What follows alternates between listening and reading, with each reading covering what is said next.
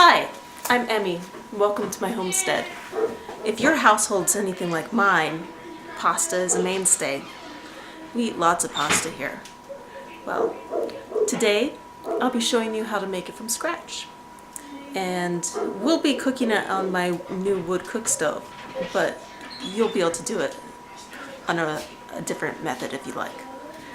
It only needs a couple of ingredients. Are you ready? Let's go make some pasta. When I make pasta, I make it with just a couple of ingredients. I use flour. This is half whole wheat or half white flour and half semolina flour. It ends up being about 3.5 cups of flour. This is my semolina flour. I also use 4 farm fresh eggs. These are girls' laid, and they're sitting on the counter, so they're room temperature. But these are farm fresh eggs. So I'm going to dump all of my flour. This is about 14 ounces of flour here. Now, often I'll do things like add garlic. I like garlic in my pasta. I mean in the dough itself. Or cracked pepper. Or lemon zest. Or actually, I also do things like nettles in my pasta. They're really good for you.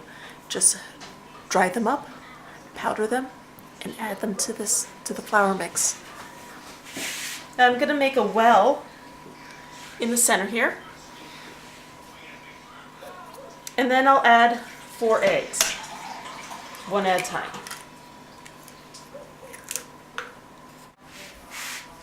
It makes a mess, but I just make even a bigger mess, because I'm good at making messes. It's true.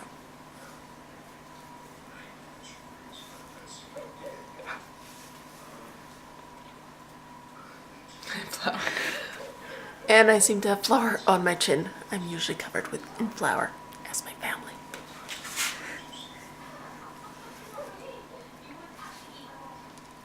Now, using the heel of my hand, just start pressing this together.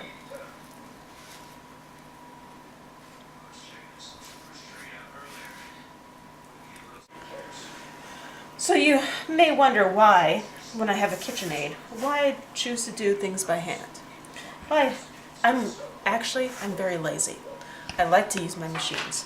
However, with the way that I live and the way I choose to live my life, I like to be able to do most things by hand. So, although I do pull out the KitchenAid and use it from time to time, I also like to know how to do everything by hand. And if you don't practice, you won't get good at it. So thus, that is one of the reasons that I choose to do things by hand. Now, as you can see the dough, you can see it's been coming together. It's a very stiff dough. And, I find it needs a little more liquid because it is sticking to my hand. There's a lot of egg yolk on here. You can see I'm using the palm of my hand to do the majority of the work here.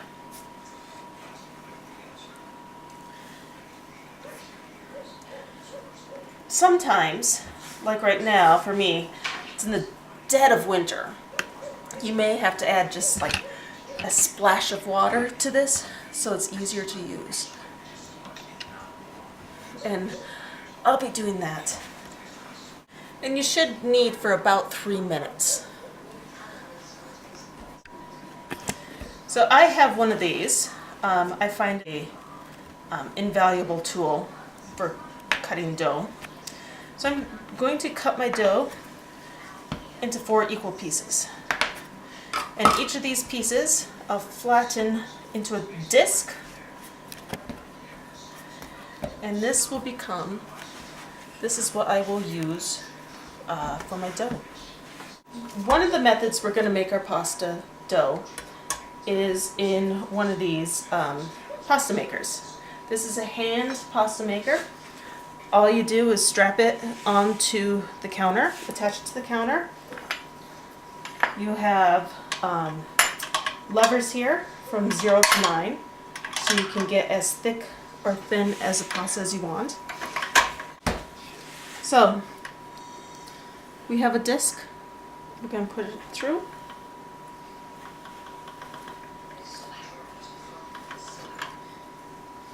Sometimes you have to flatten it a little more to make it go through.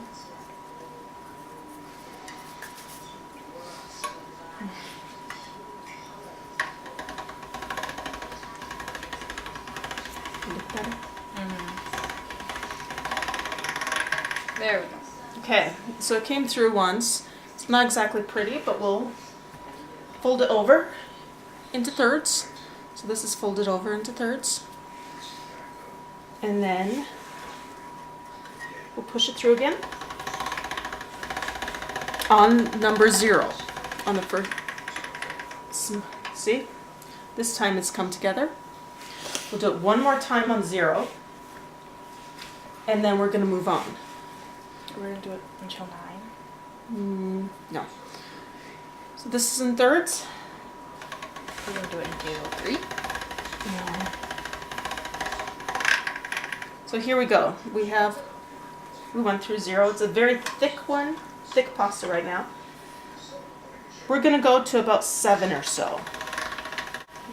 And each time we pass it through, we change the thickness. Hold on. And if necessary, lightly flour our machine. And this is when it's nice to have a helper. Because when you get to doing it, sometimes you need another pair of hands to help hold.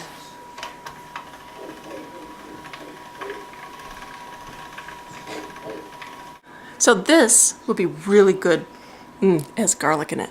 This would be really good for making lasagna noodles. We're going to make fettuccine noodles instead. This came with 2 attachments. One is very thin for spaghetti, and one is thicker for fettuccine. We're putting it in the fettuccine side.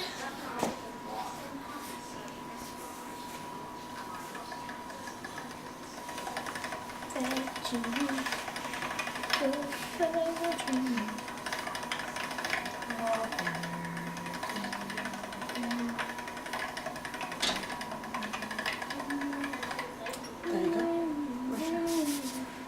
And to keep it all from sticking, we're going to lightly toss it in flour.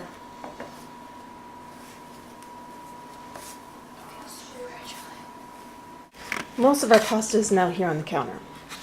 A big, nice lump of pasta.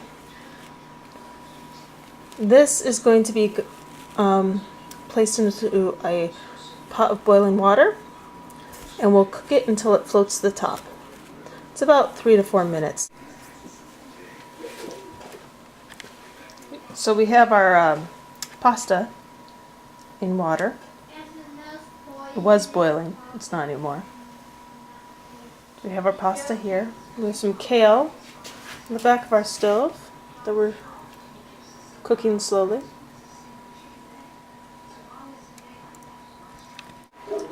So there we have it, homemade pasta.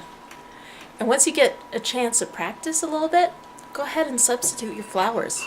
Try different things. Besides white flour semolina, try wheat flour. Try quinoa flour or millet.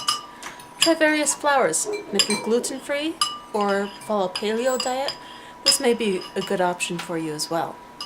So for now, bon appetit. And we'll see you next time. Enjoy! Enjoy! We'll see you next time. Bye. Bye-bye.